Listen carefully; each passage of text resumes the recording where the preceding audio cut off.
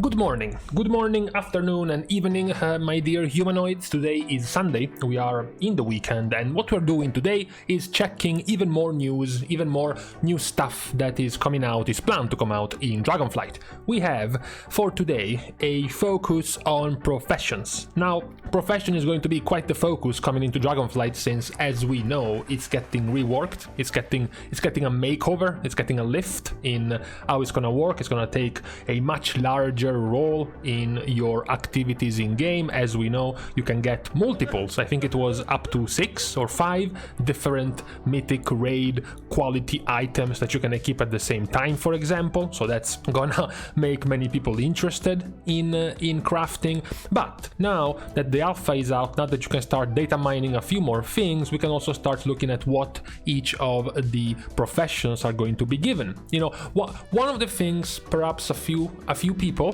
have been, I don't want to say complaining, but at the very least not that ecstatic about, was, for example, having to deal with things like oils or whetstones for your weapons, plus your armor kits, on top of course, the already existing things like food, potions, flasks, runes, and a series of other consumables you had to use to keep your character in shape. Perhaps it wasn't even the fact that there was too much to use, but rather that it was quite boring, it was quite, quite uninteresting. So maybe perhaps now that we get a more deeper dive in Dragonflight for professions, we can start seeing a few more things. Well, at the moment, as far as new things go, there isn't really too much for blacksmithing. We have the addition that some of the crafted pieces of gear are going to have special effects. So instead of having secondary stats, yeah, they're going to have some special effects like these couple of items right here,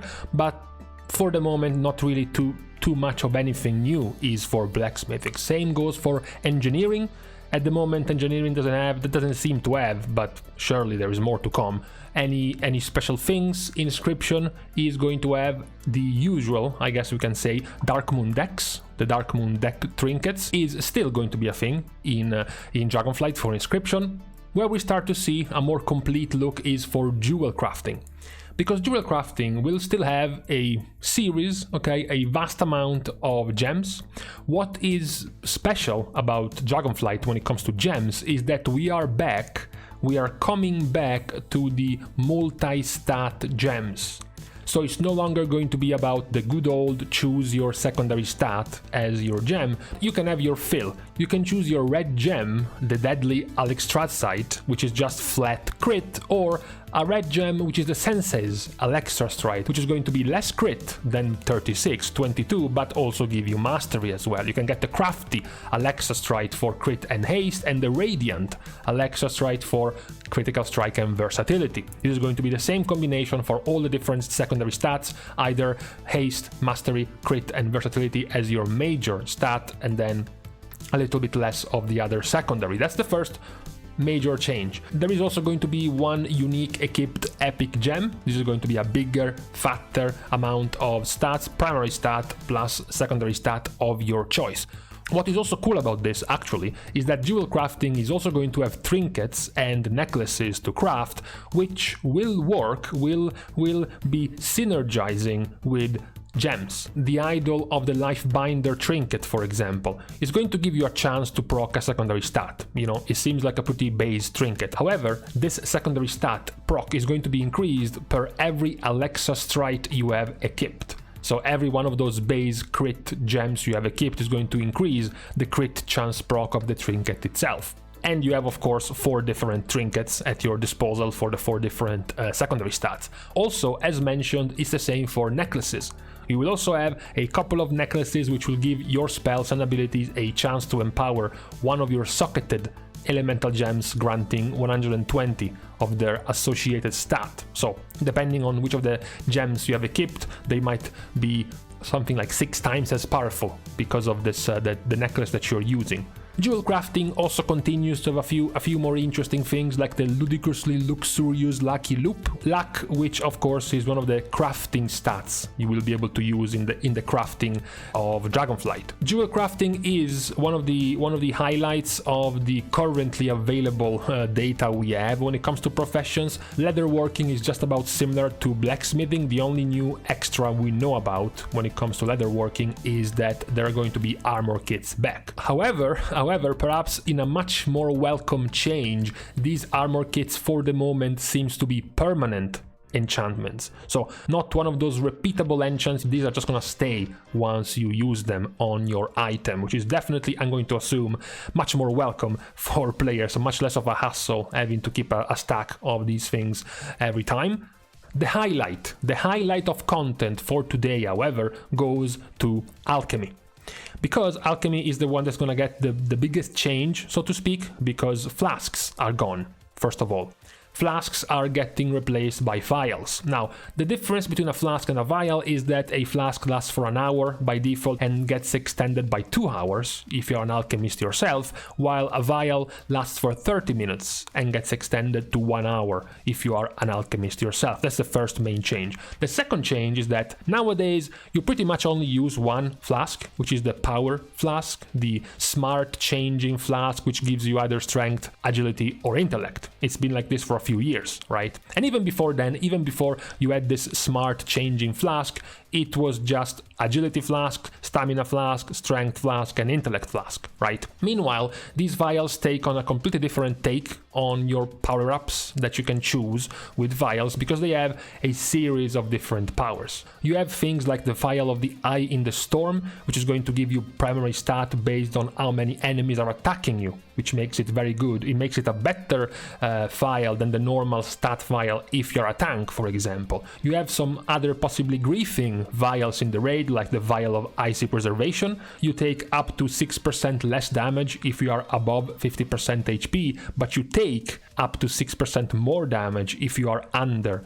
50% HP. You have some other interesting effect, like the Vial of Corrupting Rage, where you gain a bunch of crit, and after you suffer 100% of your HP in damage, you briefly swap to Overwhelming Rage, which causes you to take 100% of your health as nature damage over 30 seconds. You have other minor vials like increasing your speed, you have secondary stat vials, you have other, weird vials already previewed, like remaining stationary increases your primary stat over 5 seconds, and when you move, you gain a bunch of speed, etc, etc. So there seem to be a collection of different vials which will likely be more, I guess, better overall than flasks. The only question is going to be the duration. As we know, the majority of Mythic Plus keys, for example, are going to last over 30 minutes, yet every one of these vials durations is 30 minutes, which means unless you're an alchemist and you use a vial that is going to last 1 hour, your vial will only last 30 minutes, which will likely not be enough to last the entire duration of a Mythic Plus key.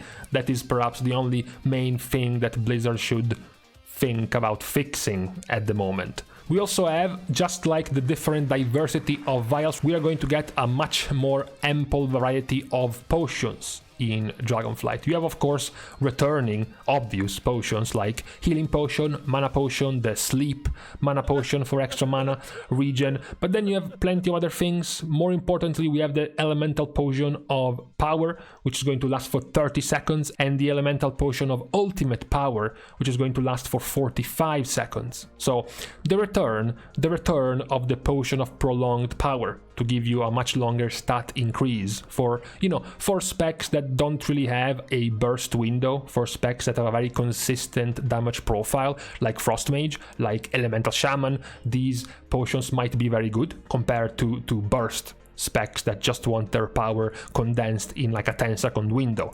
And those options are, of course, still going to be in the game for all the specs whose rotation and cooldown windows play out that way. There are some other interesting things which I think might be too powerful, like the Potion of Withering Vitality.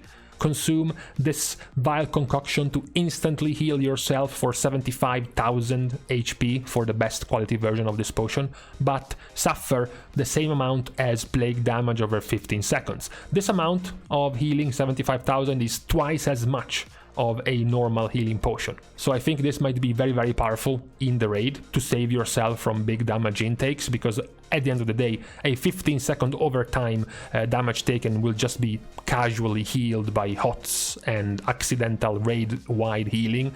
Getting a much bigger and fatter instant heal might be very powerful in raids, maybe even in Mythic Plus as well. This isn't just all that changes when it comes to alchemy. It's not just the removal of flasks for the introduction of vials. What also changes is the cauldrons, because of course, if we don't have flasks anymore, then how is the game going to know which vial we will be given by the cauldron, right? There is so many different ones. Instead, what Blizzard is going to do is remove the option to give you vials from cauldrons. Instead, now cauldrons are going to create potions. They're going to create fleeting elemental potions of power.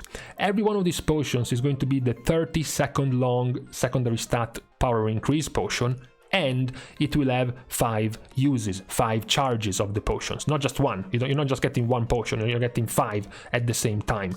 This is for the Cauldron of Power, and then you have the Cauldron of Ultimate Power, which is the one that gives you the 45-second long potion.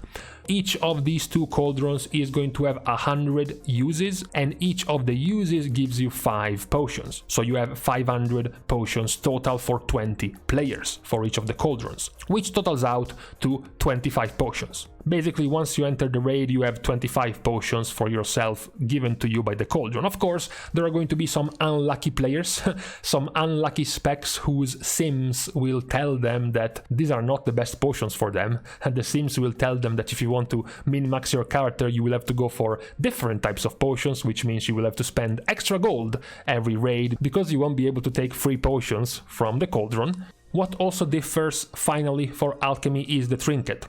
Right now we have the classic alchemy trinket, the alchemy stone, which gives you versatility and then 40% effectiveness from your potions. What differs in Dragonflight is that you have 2 different types of alchemy stones. One alchemy stone is going to be very similar to the current one. It's going to give you versatility, a chance to get a primary stat proc, just like the current version, and the special effect is going to be to increase the duration of your active phial by 60 seconds. Considering this trinket as a 2 proc per minute, it pretty much makes your currently used phial endless. You basically equip it once, and as long as you're in combat, you're gonna be able to keep it on forever for how much that's worth. Meanwhile, the other alchemy stone, as a surprise, gives you haste as the base secondary stat, and the special effect is very unique.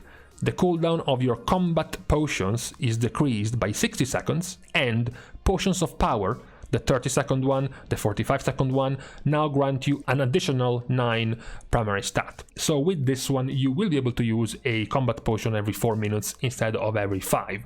So far, these are the 2 standout professions that we have seen the most, the most spread news, the most diverse changes, the alchemy and the jewelcrafting professions. We haven't seen too much yet of all of the other professions available in Dragonflight, so this was the recap for today. I'm pretty interested and intrigued in alchemy in particular, whether or not, or rather how many of these vials and how many of these potions will end up being actually viable, or if, similar to this expansion, you will pretty much use a single potion at any given time and a single flask at any given time because they are the 2 de facto strongest ones. I hope that's not going to be the case for Dragonflight. I hope we do get indeed a variety of different potions and different vials to use to make things a little bit more different, a little bit more engaging and varied as well. So that would be a good hope for Dragonflight. We will see later on, of course. We will keep reporting in the future if we get a more detailed look at all of the other professions to see what is new about those. But for the moment, this was all that was worth pointing out.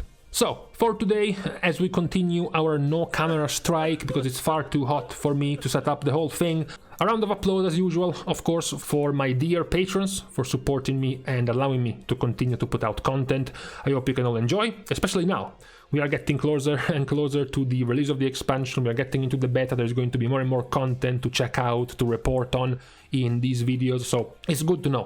It's good to know that I have your support in these times, in these very hot times at the moment. You can of course also support even more this channel by liking and commenting down below, as well as subscribing to the channel itself. For further, even more sycophant behaviors, you can follow me on Twitter as well as supporting me on Patreon at these links down below. Becoming a patron will also let you into my Discord server, while you can, be in more direct contact with me if you feel interested in asking questions, about future content, feedback about past content, or whatever might pop into your head. I'm usually always around for a chat over there. With all this dealt with, it's time to say goodbye until likely tomorrow, I should say. Thank you guys for watching, see you guys soon, and in the meantime, it's never good. It's never good to wake up and see that it's 37 degrees at 10 a.m.